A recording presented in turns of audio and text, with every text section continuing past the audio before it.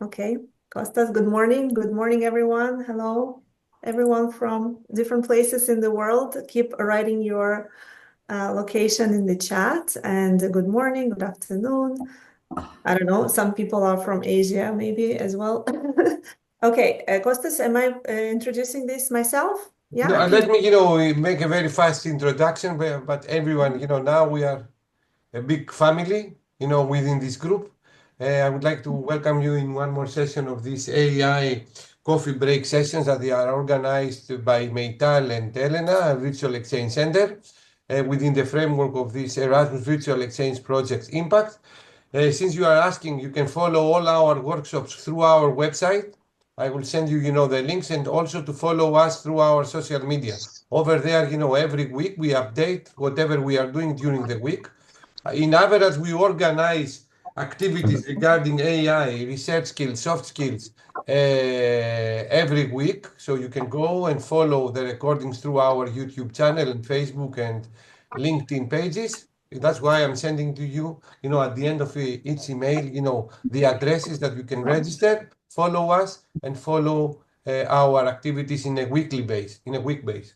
Also, we are very glad that through the Impact Project, we are going to organize the IVEC conference in Crete in next October, which is the biggest virtual exchange conference about virtual internationalization and virtual exchange in Greece. You are all welcome on behalf of our project Impact.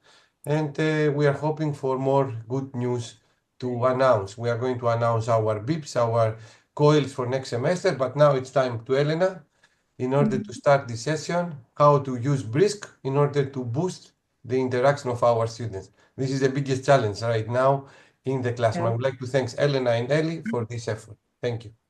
Thank you very much. Thank you. Good morning. Good morning. Wow, we have a lot of countries, Costas. Look in the chat, so many guests. So thank you very much for joining us. We have decided to, again, expand the invitation to all our guests and partners from different places around the globe. These coffee breaks will be offered throughout different time zones. So this time we are in the morning, but we will also have some afternoon AI coffee breaks coming up soon. So follow our announcements. And as Costas said, please follow us on LinkedIn. We have a community for impact. We have a YouTube channel, Facebook group. So we would be really happy for your active involvement, collaboration. In these weekly sessions, we are sharing our pedagogical tools. Essentially, let me share my screen and just give you a few introduction words about our project. So again, Impact is about virtual exchanges. So we are a group of academics, higher education institutions, but also organizations. We have youth organizations in the consortium. And our idea is to connect our students virtually from different parts of the world, from different countries, especially from Europe, Israel, Morocco, but also beyond. We have a lot of friends now everywhere. And our idea is to encourage students to collaborate in a meaningful way, to improve their soft skills, their digital literacy, and AI has been a big topic in our discussions, in our pedagogy. So this year, 2025, we're starting a weekly gathering, as I said, different time zones. We will be accommodating different guests. So we're going to be sharing with you our strategies, our discovery of new AI tools used in the classroom.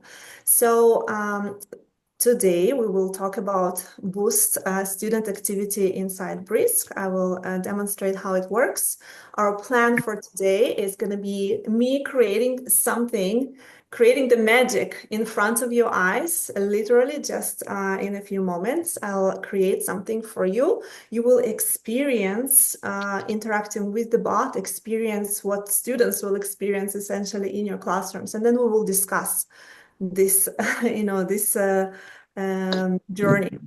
First of all, I would like to understand who's joined us today. So I know some of you are my colleagues, English teachers. Some of you are educators from higher education, from different institutions.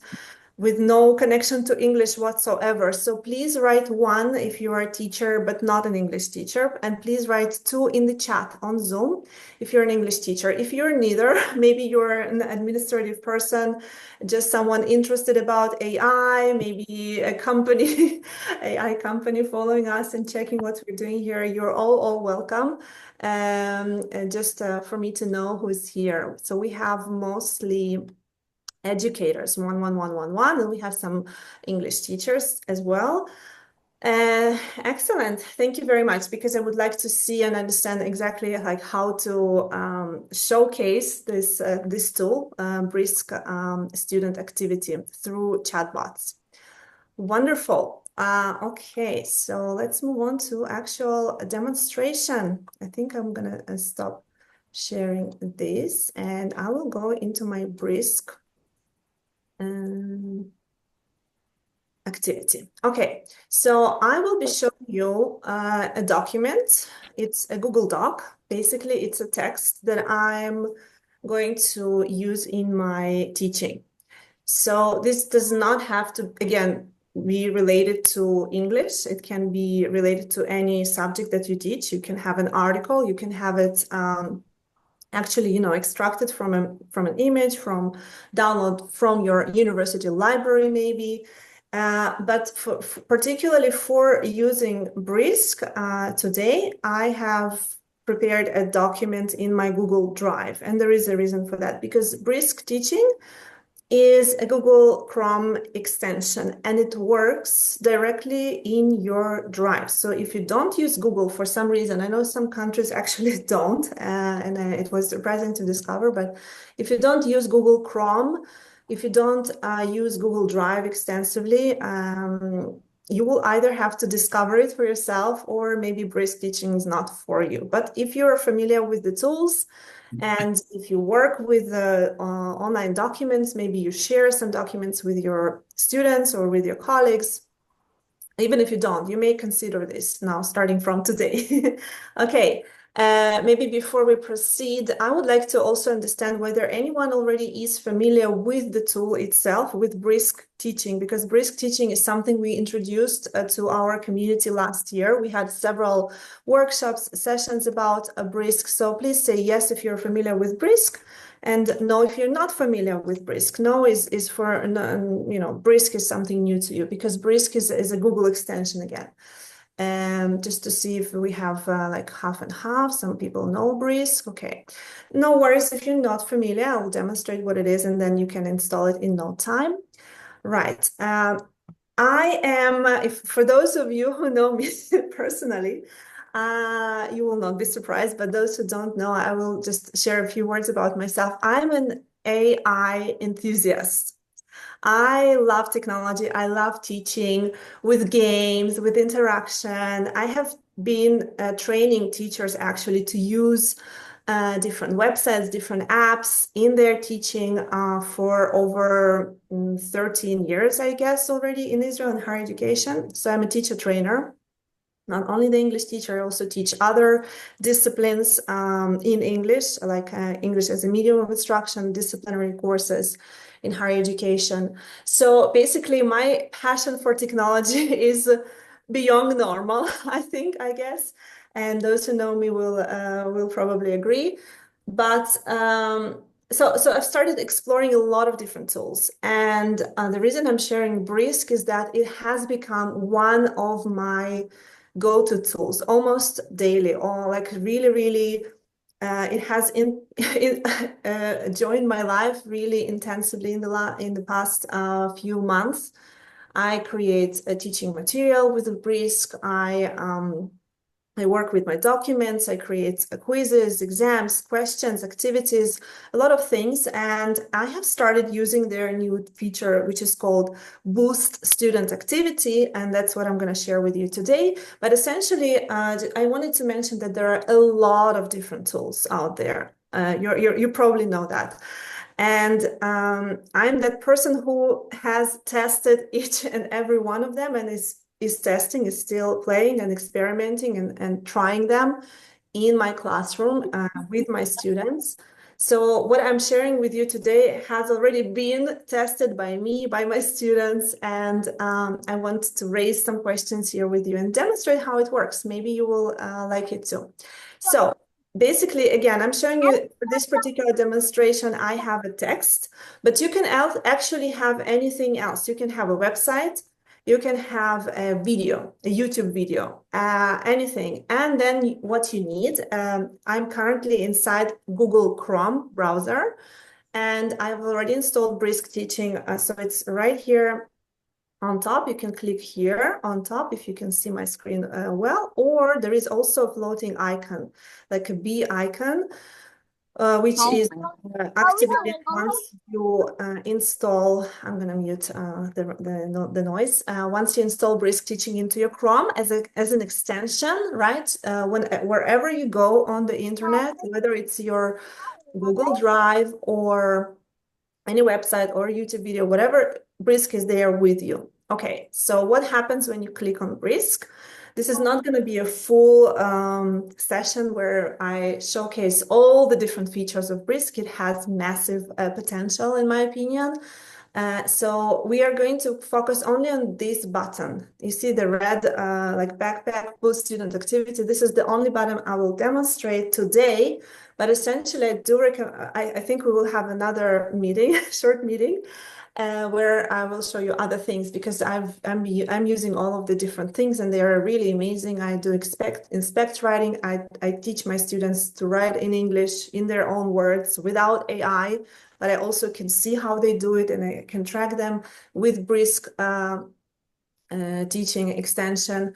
I can create lots and lots of different things as a teacher, different quizzes, reports, lesson plans, resources, rubric. I use it for rubric extensively. Whatever assignment I create, I just give the description of the assignment to Brisk Teaching and create wonderful rubrics. So it has a huge potential. I really, really love this tool, but we're not exploring it today. Okay. One more thing, it's already 11:14. So the idea for an AI coffee break is that we're not going to be making these webinars very long, like an hour, or like in the past, we used to have an hourly meeting every week. So we'll keep it short just to keep our coffee warm. 35 to 45 minutes. This is the target time. So you can always join because this is interactive. We want you to test different features, different tools. I don't think it's as effective when you follow just the recordings because your live presence is really important. And yeah, we have another like half an hour to do this today. Okay. So I'm in the first stage where I demonstrate how I create what I'm going to use with you. So I'm gonna click on Boost Student Activity. And I am presented with tons of options. It's not easy to choose. We will try maybe just a few. So my particular text, one second, I'm going to move this a little bit sideways. Again, I'm going to show you again, my text is also actually very interesting.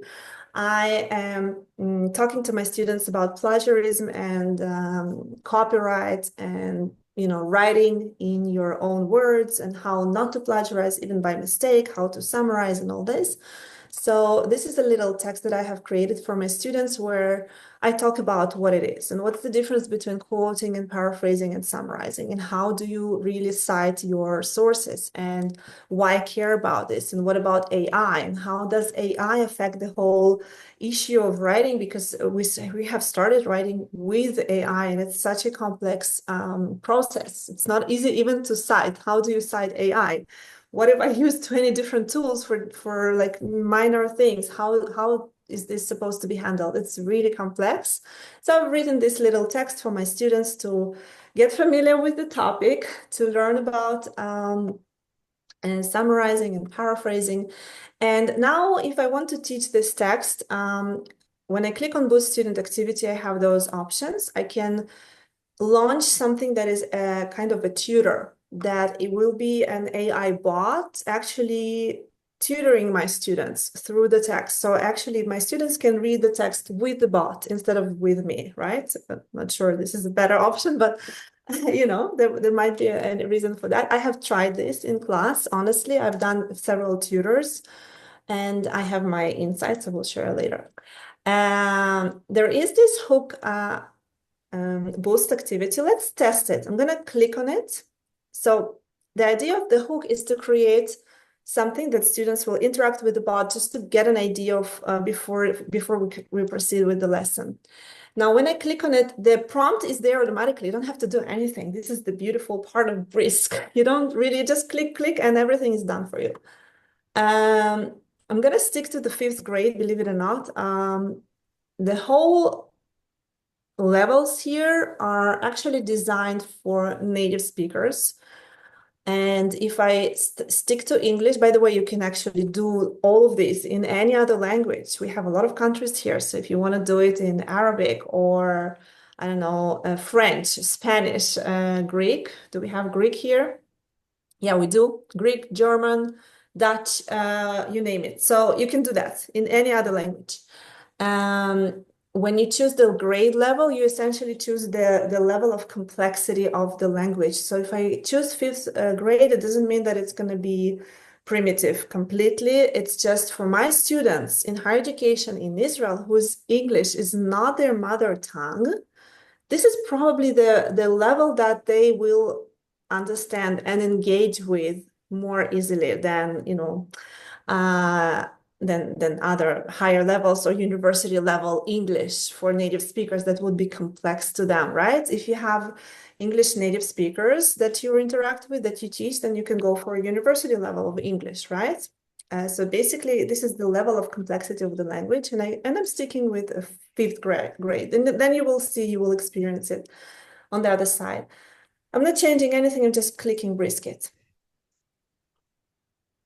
Now, what happens is that the magic happens. We have some activity being prepared for us. And now when I share this, not only you will be interacting with the bot, you will be also exposed to the text that I have for you. Let's preview and edit before we link. Basically, you can join the bot right now. But maybe before you do with this code, I'm gonna walk you through the backend kitchen. The reason I love this interaction is that because you have, I'm gonna mute everyone. Can you Costas mute everyone from the participants part because there is some noise? There is the section called Learning Objectives. This is a beautiful section that basically is created automatically for you when you launch the creation of a boost, student engagement bot. And the beauty of it is that you can actually share these learning objectives with the students, and they're shared automatically. I can. Sorry, Elena. How did you get here? I missed a second. Okay, I'm gonna mute everyone because we have some noise. We have one particular participant that mutes and unmutes her microphone. Yeah, probably a phone that is turning on and off. So maybe if it continues, you can handle that, right? Thank you so much. So learning objectives are so crucial because you will see as a user now, you see this this progress bar where you have your learning objectives as student, and while interacting with the bot, some of those learning objectives will be ticked off, done. Like you have achieved this just by talking to the bot and solving some of the questions. So let's see what the bot suggests for this particular exercise. Explain the difference between quoting. So students will be able to, after completion of the bot, of the activity, they should be able to explain the difference between quoting, paraphrasing, and summarizing in their own words. They should be able to identify at least one reason why using these techniques is important in writing, and share a personal experience where they've used one of these techniques before, even if they didn't know the term for it. Okay, let's leave it like this. By the way, you can edit this. When you click on the edit, you can add up to 6 learning objectives, or sometimes you would want to maybe remove. And you know what? I will remove this time because it's normally producing automatically between 3 and 4 learning objectives, and 4 was the minimum. So when I share 4 learning objectives, sometimes it takes very, very long to actually achieve them. And sometimes it's fast. It depends. So like we need to test things. Okay, so we have 2 learning objectives, 2 students chat with video. I already have 2 students collaborating with the bot before we even started. Okay, I'm gonna share this. We have 2 learning objectives and we can just click let's go. One more thing before I'm allowing you to interact with the bot a little bit. This part can be removed or retrieved. So if I hide the source, can I retrieve it? I hope so. I removed the source and now can I retrieve it? No. So I actually removed the source completely. Okay, that was not very smart. I'm gonna do it again next time. So at this point, you don't even see the source, which is fine because I'm gonna share another bot with the source and talk about it in a second. Okay, let me share this with students. And share it with students, and you will only see the bot. No text because the text is relevant. We are just doing the hook. And this is going to be the link I will share in the chat. Okay, so you can scan your phone and join the bot right now. We will take a few minutes to actually, for you to experience this. You can follow the bot from the chat, and you can also scan the code and join it from your phone if you're on a computer. I will not talk during a few minutes, like I'll give you 2-3 minutes and try to interact with the chat. You can also see that you can actually speak to the chat. And I, as a teacher, I can see what's going on, student by student. And not only that, and you see, I see the progress. So I have 2 learning objectives, and we will soon hopefully see some of those becoming green. So let's wait for this moment. I will wait.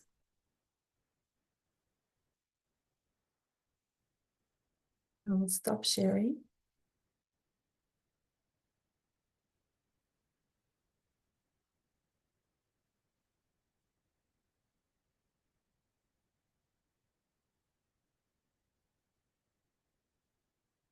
Your task now is interact with the bot briefly using this link in the chat.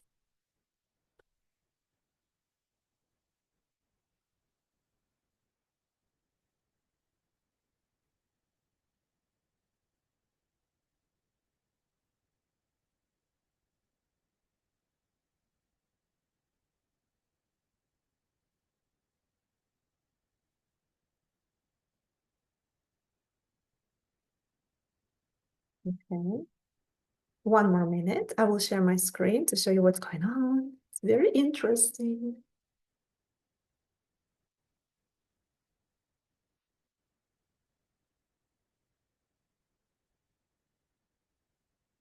Look, we have a student who already accomplished the assignment. 2 green learning objectives achieved. We have someone who started and it's in yellow stage. It means that half through. By the way, I see 32 students, participants have joined and they are engaged with the bot. Wonderful. I can see the percentage of actual engagement. Sometimes, students click on the link, but they don't do anything there, right? Here, I can see what you're doing. I can see that you are there, you're engaged. I have the statistics. Not only that, I can actually see your responses. Ilana, do you give me permission to go and view your conversation inside the bot? Would you mind if I click on view? Because when I click on view, it will show what you've answered. Is it okay? Or Claudia? Ilana, it's okay? Yes, of course, of course. Thank you so much. I was trying to be a simple student, knowing not so much. Of course, of course. Okay, so, and you see, you've achieved your learning objectives because, first of all, there are several reasons that it happened so fast. We have set a 5th grade level, right, of interaction. So if you know that you need some kind of higher complexity level of interaction, you go up the grade level or you choose the university level. And I wanted this to happen fast also for the purpose of demonstration. So I didn't want to establish learning objectives that would need, I don't know, 20 minutes for you to complete actually, right? To get to the green point of you completing the objective. So you see, basically, those answers I can see. And and I can see everyone else's like progress, a little interaction. So some people just started, some people completed it. There are different modes, like all AI, different chatbots. Not only writing is possible, you can talk to the bot. There is an option to activate your microphone and actually speak to AI. If you don't want to type, you can speak to it, and you can also click play and hear the responses. So you can have a conversation, almost like oral conversation with the bot to achieve the goal of your activity, which is pretty neat. Do students speak to bots? That's another question. Do they like it? Would they speak to the bot if even I asked them to speak to the bot? From my experience, my students actually preferred typing because maybe it was weird for them to be sitting in the same classroom with other students, and instead of talking to each other, they need to talk to the bot. Doesn't make sense. They type, that's okay. There was another problem that students that I discovered. Some of the students, maybe it was because their level of English wasn't sufficient to interact with the bot. They were really like beginner level students, I guess, and the level of the bot was much, much higher. Some particular students, they couldn't understand the bot. So they were using additional tools to actually understand what the bot was saying to them. They were using another device. So they were interacting with the bot on a screen of a computer, and I saw them working with it. But they were translating the questions with their Google Translate, with their phones, or sometimes just copying and pasting questions in ChatGPT and getting the answers from ChatGPT and then pasting them to my bot, to go through this activity, which doesn't make much sense to me, but I'm already sharing with you things that I discovered, what some students might decide to do.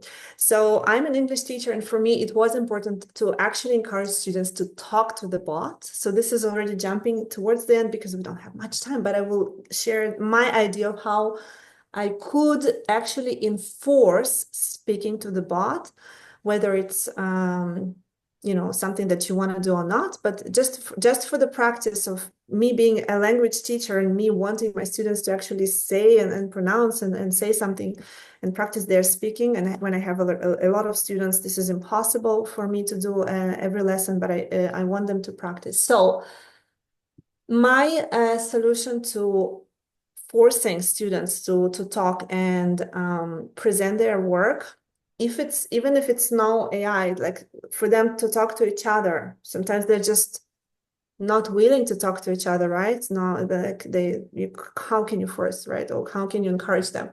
So I actually create assignments, and whenever we have a little speaking activity, they have to record partially, like 1 minute or 2 minutes of their conversation and submit, and then it makes sense to them. Okay, they will speak, they will practice.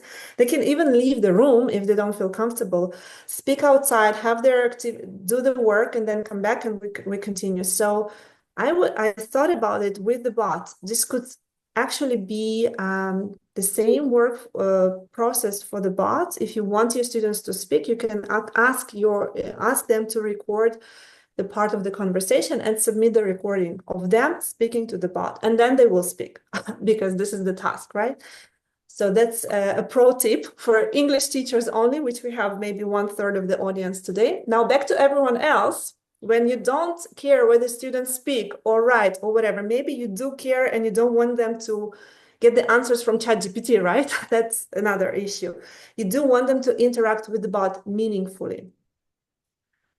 One approach to this is to think, okay, some students are naughty students, they don't want to do work, they will not want to do work, and I don't want to think about it.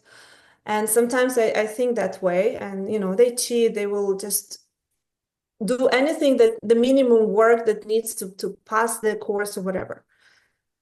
But then I tell my other Elena, this is wrong, this is incorrect. I actually have another Elena who thinks that it's actually my responsibility. I'm the teacher, I'm in charge. And if I haven't motivated my students to talk in English, it's not their problem, it's not their fault, it's my fault, it's my responsibility. I have to be creative, I have to come up with ideas to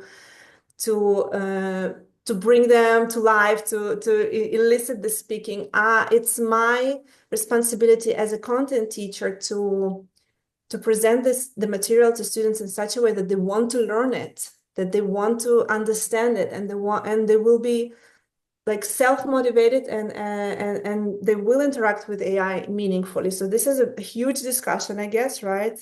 Like meaningful interaction as opposed to just for like done or not done.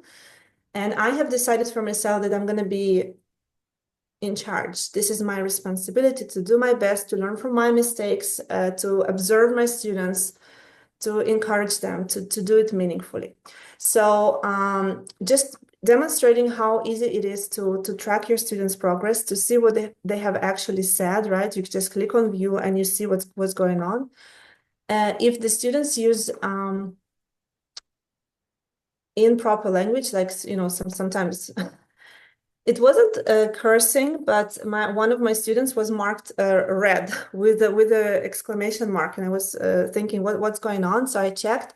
He used the word stupid, like this was so stupid of me, or something like that. So the language was not appropriate to the conversation of the bot, and the bot marked it as like, Elena, pay attention, there is something wrong. Like, I don't know whether the student was upset. So there is this also internal tracking. You don't have to go through all the conversations, but some strange things will be marked for you by Boost itself, which is neat, I think. Okay, let's go back and see some other options. So initially what I did, Lena, can I ask a question, please? Sure, yes. How do you see the report of the input of the students? How do you get there? Okay, so this is something that happened automatically once I created an activity. And I know that there is another place for me to access it. So wherever I am, I know there is no place for Brisk Teaching, right? Because Brisk Teaching essentially is just a Chrome extension. So how do you access your stuff? It's a very good question. It's not something that it's not a website that you go and log in and you see all the reports, right? So you need to basically open something that will have this extension option over it. You click on Boost. You make sure you're logged in. Sometimes this pops up and I just close it. And when you go to Boost Student Activity, I just click on this one, and you know, maybe there is a better way, but this time I'll just create another one and I will show you how to get to your reports. So other than tutor and hook and character chat, you can build debates. You can have students, you know, debating about something in your subject area. You can have an inquiry, which is explore concepts and test hypotheses. We can have a brainstorm, generate new ideas, and real world math, whatever that means. I think like real engagement and trial and error with which one of them is the way forward. In addition to engage, there are other tabs in Boost Student Activity. There is assessment. You can have an exit ticket, understand what students learned at the end of the lesson with Brisk, or pulse check for understanding during the lesson. Lovely. Let's check this pulse check. Create a pulse check activity about this document. Maybe let's put the grade level up to 10th. Brisk it. Let's see. And I will show you the reports. So it's preparing. Okay. So, okay, I see now on top of this document, on top of this page. So once I create a new activity, preview and edit, I can see on top this menu. So I'm signed in with my Brisk Teaching account, which is my Gmail, and I have my activities. So can you see it on top? Just showing it to you. Maybe enlarge this a little bit. I can enlarge my screen so you can see it better.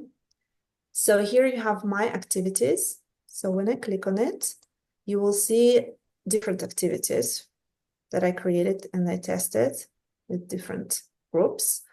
And whenever I go, so let's see, was one of my prepare a professional verbal response, one of my activities with students. So when I go inside, I can see that I have not completed it much, but there was another one, a recommendation letter. Let's see this one.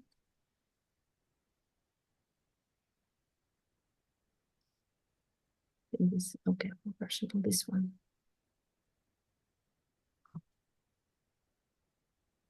Okay, so you can see, again, the progress. You can see there, sometimes there is like some messages were marked as inappropriate. This is what I meant, you see. The amount of students engaged. This was very, very hard. The reason that it doesn't show a much progress is that it took them half an hour to actually get even to the half of it. It was really, really challenging. It was where I learned that you have to be careful with selecting your learning outcomes and choosing the right level for the activity. So we were inside learning objectives. There was another thing, pulse check, right? I was going to launch something for assessment, for immediate assessment, and students will be able to distinguish between quoting, paraphrasing, and summarizing, identify at least 3 reasons why proper citations is important, explain 2 potential risks, demonstrate the ability to see 5 learning objectives. It's going to be much, much harder now to get to the end of this, but let's test it, because also we went up the level. We went to the 10th grade. I'm going to share it with you guys, and this time I'm not going to remove this. And it's going to be interesting experience for you, because now when you enter my bot, you will see the text and you will have a chat bot on the side. So you will be interacting with the AI alongside with your material. So it could be, again, a video, it could be your article or anything else you teach, okay? So let's share. And this is a pulse check. This is me trying to see that you understand what's going on inside that text. I'm going to copy the link and invite you to join in the chat. And yes, all the submissions are saved automatically. All the interactions, all the responses in the chat are saved automatically. You can access them later. You see, I accessed something I did in December last year, 2024.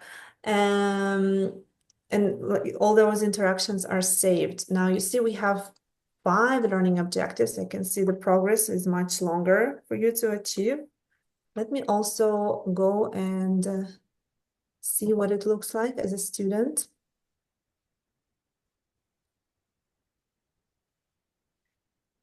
It's asking for a code. I'm going to enter this code as a student. This is one way. You can share a link, you can share a barcode, and you can also share the code itself to join. Preview activity. I want to preview. The reason I want to preview is that me, as an owner of this document, I want you to understand something important before we end today's session. Me, as an owner of this document, I will always see the text properly because I am the owner of my Google Drive, right? So I will always see the material properly. And then when I click Let's Go, I will chat with the bot. Let's see what it's asking me. Hey there, I'm excited to help you with your coursework. I can actually launch the reading out loud, share sound. Let's share sound. And let's see that it works. Hey there, I'm excited to help you with your coursework. Let's dive in with a question. Can you explain the difference between quoting and paraphrasing? And then I can answer with the microphone, I guess. Allow. Okay, I think quoting requires me to use quotation marks, and paraphrasing is writing in my own words.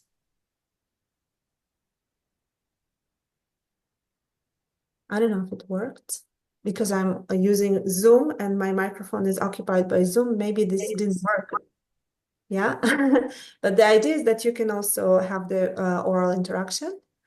Okay, let me write paraphrase. Is rewrite. Quote is copy with quotation marks.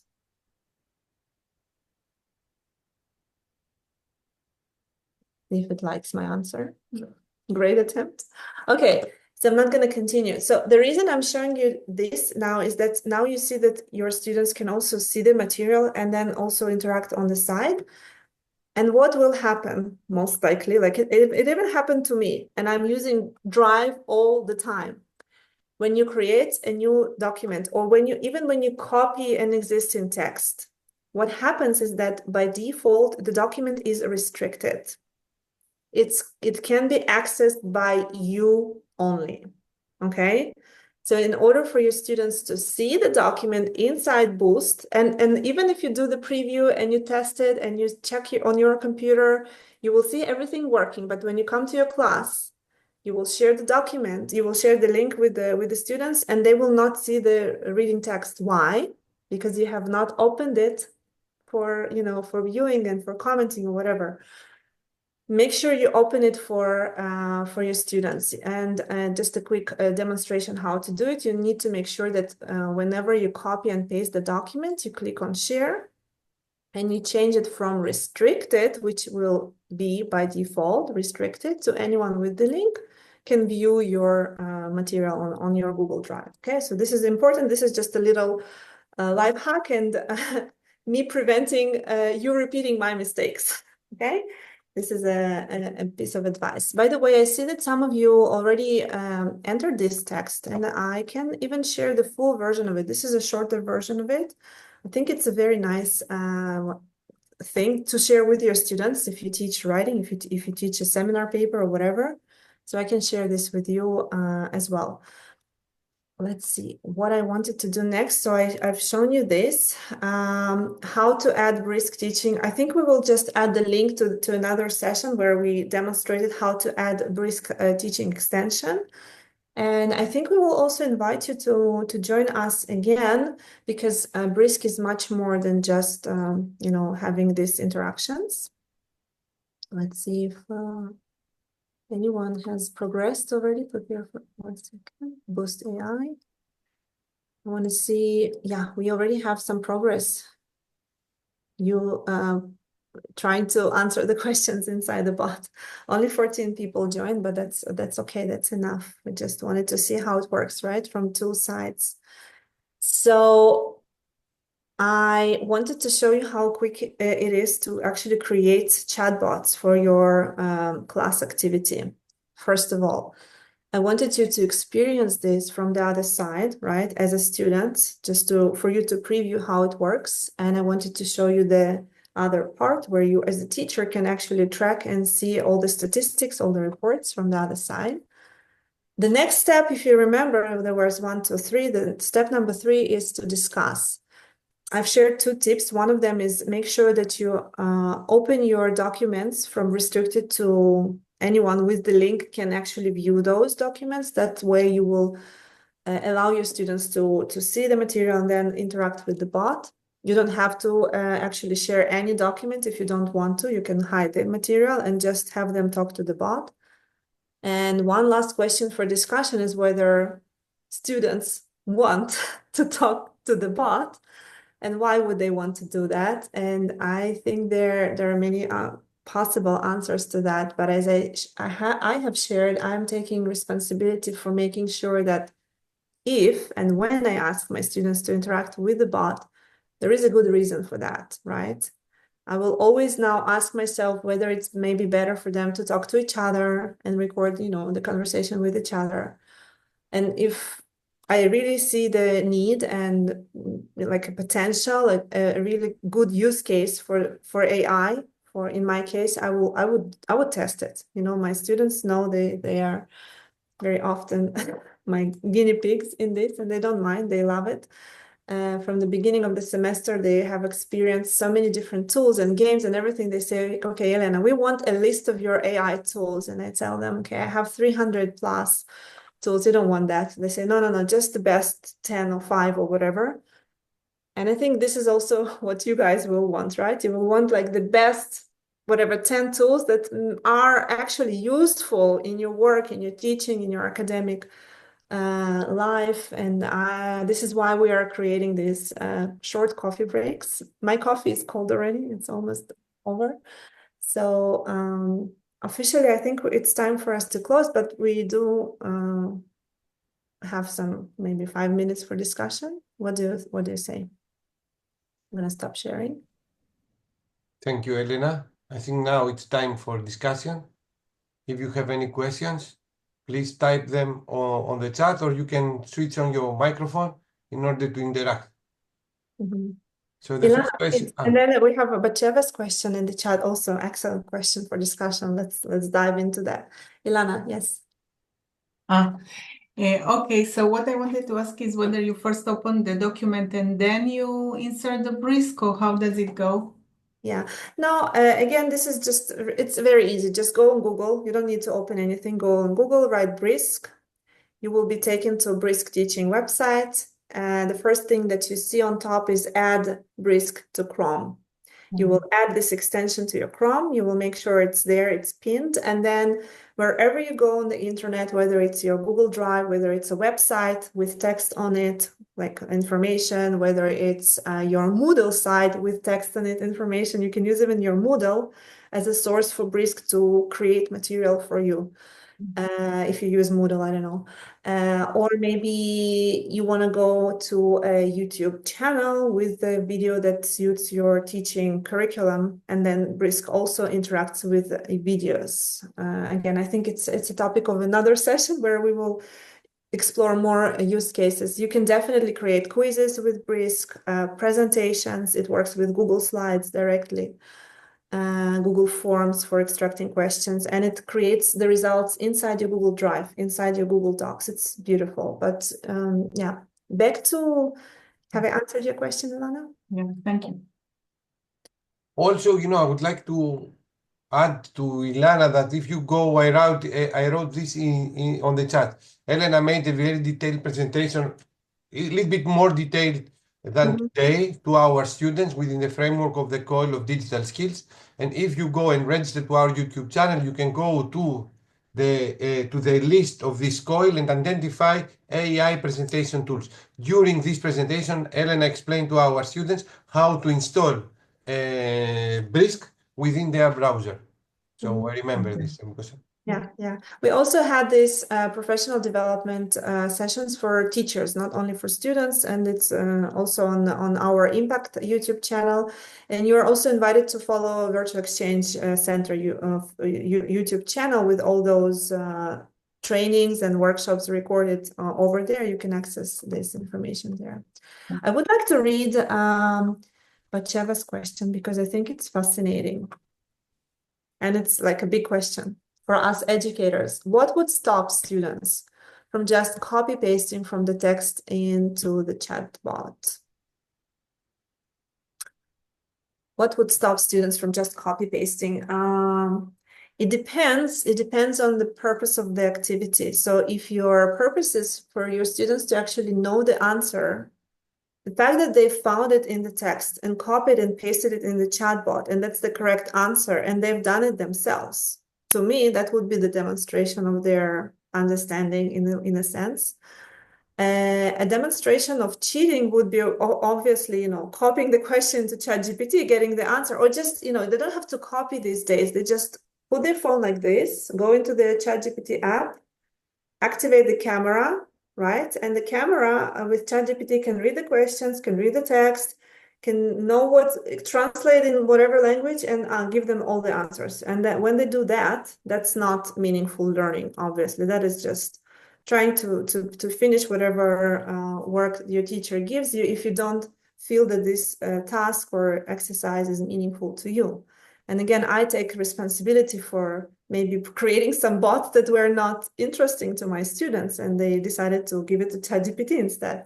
But again, we have always a combination of students. Some students are just doing everything with passion and with motivation and with the responsibility, and some students will always cheat.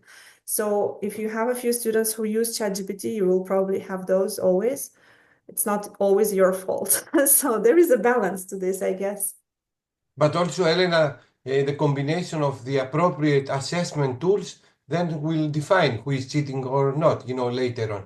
I mean, probably you cheat once, you cheat two, but second time, but when you are coming to assessment and ask them how you have done it, what is your conclusions in something, then, the cheating will be appeared because they cannot perform in this way. And from the other side, maybe it's not only the teaching tool, it's also the assessment tool. It should be combination. Yeah, Eli?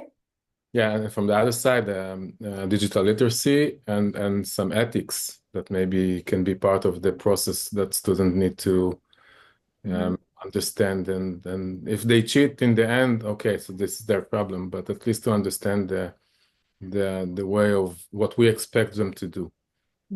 So Students and the teachers. yeah, Us, both. the teachers, because all these tools are so new, we don't even know how, this could be used in class. So once teachers do not realize, sometimes I know that they're doing it, I just don't know how to approach it. I don't have the right phrases and the right enough background and explanation for them, like from me to my students to explain and present it to them in the right way. So this is a kind of training and transformation that we have to go through ourselves as professionals, as educators, to know how to address Educators them. and organization, the institute itself, Yeah, to yeah. understand how this works from top down. So yeah.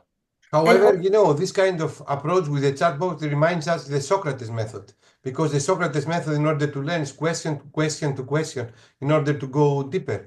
So it could be beneficial if it's going to be used, in the appropriate way. It will be inspirational, I would say.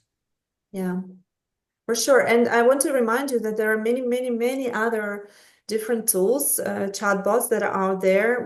Last year, we had a session about Mizo and Poe, and there is a Magic School and Schoolia with chatbots.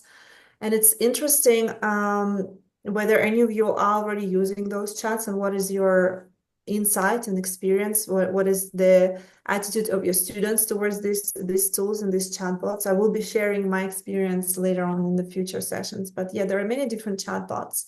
The question is, why would we want to offer those, and when they are really useful and meaningful and when they're not.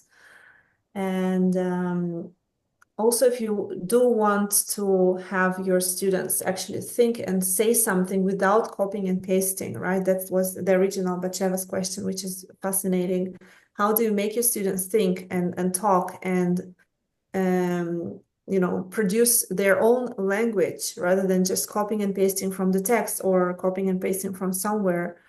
This is a big question, and I think one of the kind of tricks, the pedagogy approaches would be ask if it's an oral conversation, ask your students to record part of it, right? I don't know. Maybe And where can we save the recordings?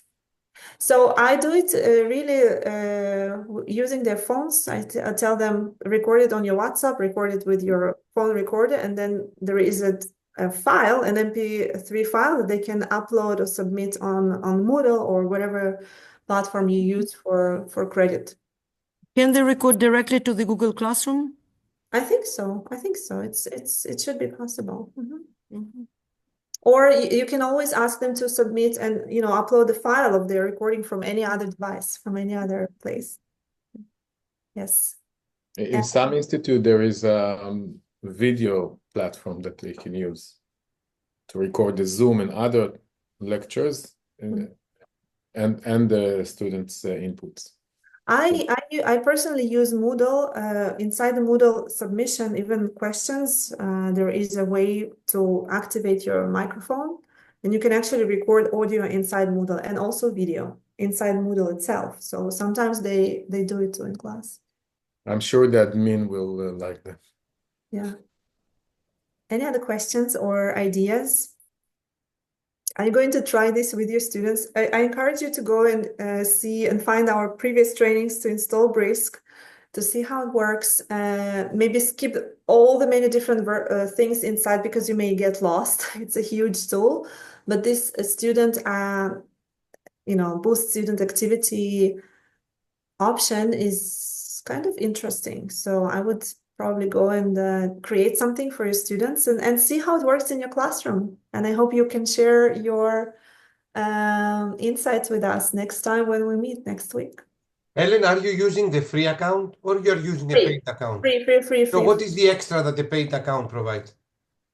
The paid account provides one of the things that is called automatic AI feedback, is when you ask your students to work to submit their paper, their assignment in a Google Doc, but then the paid account allows the teacher to actually allow AI to write comments and corrections on their behalf.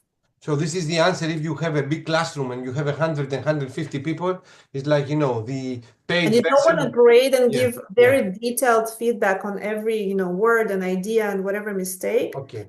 you would want to upgrade and ask Brisk Yes, AI yes, yes, yes, teacher to give very detailed feedback to students writing. yeah. I mean, Thank you excellent. very much. Thank you. Other than that, I've never tested it myself. I saw how it works. I just don't use it. I don't have the need for that, but everything else is free in Brisk and it's fascinating. It has a lot of features. Thank you so much and enjoy the rest of your day. Thank you. Thank you. Thank Bye. you. Thank you. Bye. Thank you. Thank you. Thanks so much. So, bye-bye. Bye.